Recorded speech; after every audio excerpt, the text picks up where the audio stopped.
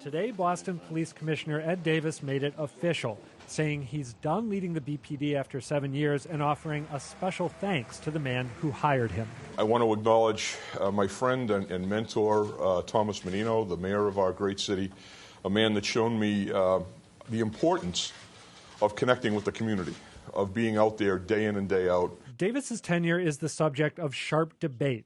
He's been praised for his response to the Boston Marathon bombings, but hammered throughout the Boston mayor's race for the BPD's lack of diversity.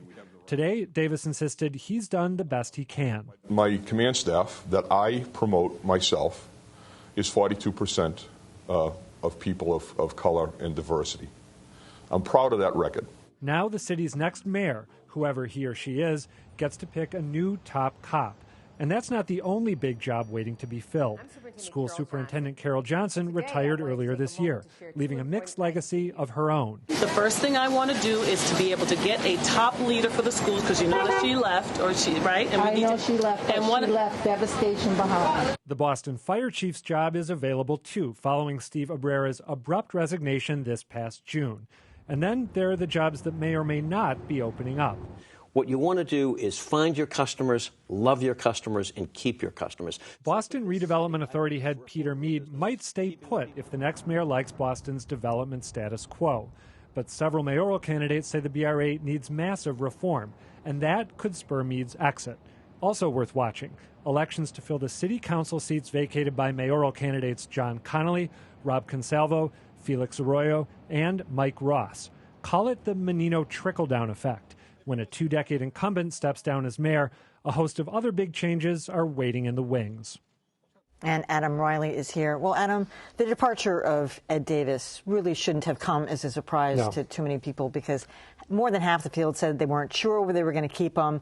And he's been in the office for 7 years, and as he pointed out today, that tenure of 7 years is twice as long as most big city police commissioners. He pointed that out on a few different occasions, yeah. He didn't want, it was interesting, when he brought up the issue of diversity, he actually brought it up on his own. He wasn't asked about it. He said, this has been a topic that's gotten a lot of attention lately, and he stressed the point that we had him speak to in that opening piece, saying, I have done everything in my power to make my command staff more diverse. The civil service exam is conducted in a way, hiring is conducted in a way that makes it difficult to diversify the department. He actually thanked the media. This was interesting. He said, I want to thank you all for focusing on this issue, and I would urge you to continue to do so in the future because it's very important.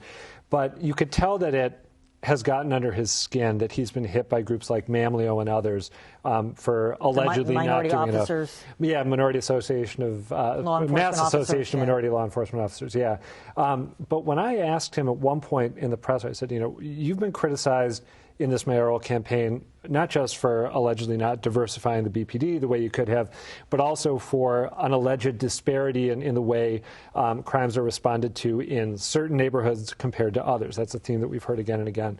And he kind of elided the question, said, I don't want to get into the mayor's race. And I said, well, what about this idea that you respond, or the BPD responds differently to some crimes than others? And he gave what struck me as a surprisingly dispassionate answer, maybe because he didn't want to get worked up saying we value all lives equally. But his comment was something like, every day we crunch the data on where crimes are occurring in the city, and we put our resources where the data tells us to put our resources. And I expected a little more kind of, fight, like we value all lives, every crime is a tragedy, every murder is a tragedy. Well, he did bring up that Northeastern University student, which I thought was a good example. That didn't get a lot of media attention, but it was a big case. That's a good point. And yes, he made a point of bringing that up, saying that there was a case that he was proud of having cracked.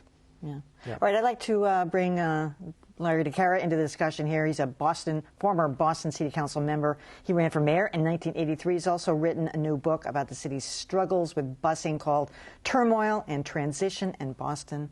Welcome to you, Larry. Great to be here, Emily. Well, so here we are, 2013. You ran in 1983. I was a young man. Yeah. I mean, is this the biggest turnover we've seen since that election? That year of course, Ray Flynn was elected. You came in fourth, much to your surprise.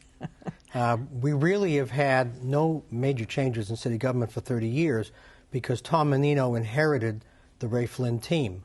And this will be the most significant change in city government since 1983, when Kevin White left office after 16 years. And the changes will be dramatic.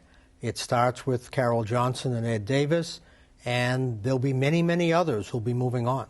What about the Boston Redevelopment Authority? I mean, the mayor is talking about replacing 2 of those board members right now, which would mean that they'd hold that post, I think, for another 6 years.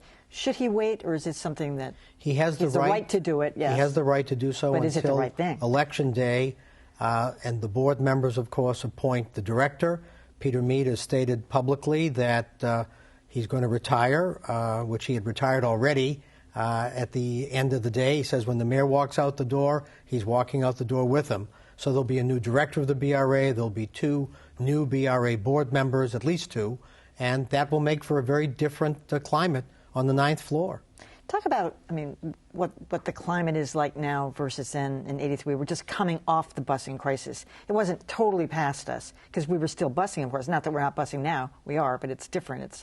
The city is 87% minority schools, so it really almost doesn't matter where you're busing to. But this issue with the minority law enforcement officers, have we gone past race in a sense or not? I think we are far ahead of where we were 30 years ago. The scars of battle were still very current in '83. We also had a lot of significant financial problems. The last 20 years have been pretty good financially. This city is in great shape. We have a great bond rating. We have enough cash in the bank to keep us going for a while. Tom Menino's done a great job when it comes to the nitty-gritty of running the city on a day-to-day basis. And the challenge of the next mayor is to keep going, rather than to spend it all in 1 or 2 years. And all it takes is a couple of contracts, firefighters, police, school teachers, whatever, and whatever surplus we might have is gone. It's a very precarious formula. Well, just not to force the conversation to rewind, but one point worth highlighting about the BRA is that there are a lot of candidates in the mayor's race who've said that they don't think that the way the BRA currently operates is smart, that you should have the planning and the development function separated. So it's at least conceivable that the next mayor could potentially change the way the BRA does business entirely, could, radically. Absolutely. Boston is the only city which has a planning board subsumed into the Redevelopment Authority. Ed Logue came to Boston in 1959 after Collins was elected mayor, and that was part of the deal. And they had to enact a special act of the legislature to give him those kinds of powers. And that's why being director of the BRA is one of the great jobs in the Western world. So, I'm sure you have this figure at your fingertips because you remember everything. What was voter turnout like in 1983?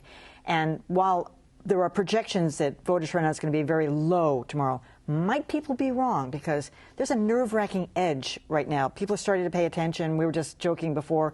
People are changing their minds at the last minute about who they're going to vote for. Might that affect voter turnout? In '83, there were about 180,000 people voted in the preliminary. That number was especially high because we were reinventing city government, creating new district, council, and school committee seats. There were 54 names on the ballot in the final, probably about 150 in September. We had 202,000 people vote that November. Since that time, the mayoral turnouts have been very low. Well, that would have been 25% at that time or more? At that point, that would have been over 50% in the final. I expect the turnout tomorrow is going to be about 125,000. That's somewhere around 33, 34, 35%. Depends upon how one calculates the number of registered voters. That will be high by mayoral standards, but it'll be lower than the gubernatorial and certainly lower than the presidential elections. Last year, when Obama was reelected, 255,000 people voted in Boston, and my research suggests that there's almost 100,000 people who only vote once every 4 years.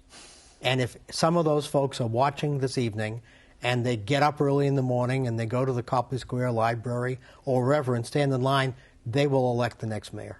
Right. Which in a way, and I wasn't here for the '83 elections, but it seems like you could make a case. You were talking about how the wounds of busing were still healing in '83, and it seems like you could make a case that, well, maybe low turnout is indicative of voter apathy, or maybe it's indicative of a widespread sentiment that the city's actually working pretty well, and that Tom Menino's tenure has been a success. I think what it's really indicative of is that there are lots of people in the city who do not read the Globe. They read the Times. They really care much more about what's going on in Darfur than what's going on in Dorchester, and that's their choice. And they think nationally, not locally, because 4 years from now they could be in Somerville, Cambridge, or in Palo Alto. Or they read no paper at all, which is, I think, no paper at all. the greater majority. Yeah. Yeah. What you finish your thought? Oh, I was just that it's, you know, potentially a sign of, and Larry's theory is different, and he knows more than I do, but that you could take low turnout as indicative of progress. Yeah. You know, the city isn't riven by horrible racial strife. That's a great thing, you know, so you might not get the engagement that you had in a Timothy White fight, but that's probably for the best. I think people just have no idea, and they're fearful to vote, and they don't really want change. They know it's coming. They're going to let everybody else make the decision for them. You know what? And I can't help looking ahead of myself. This is going to annoy people, but I'm really eager to see what happens in the next mayor's race when there is someone wanting to take on an incumbent to make sure they don't stick around for 2 more decades. All right, Larry DeHara, thanks so much. Loved your new book, and it's doing great. It's fun. You know, city government. It's already made number 2 on Amazon. Right. Turmoil and transition in Boston. Great. Thanks so much, Adam Ronning. Thank you. Thanks so much.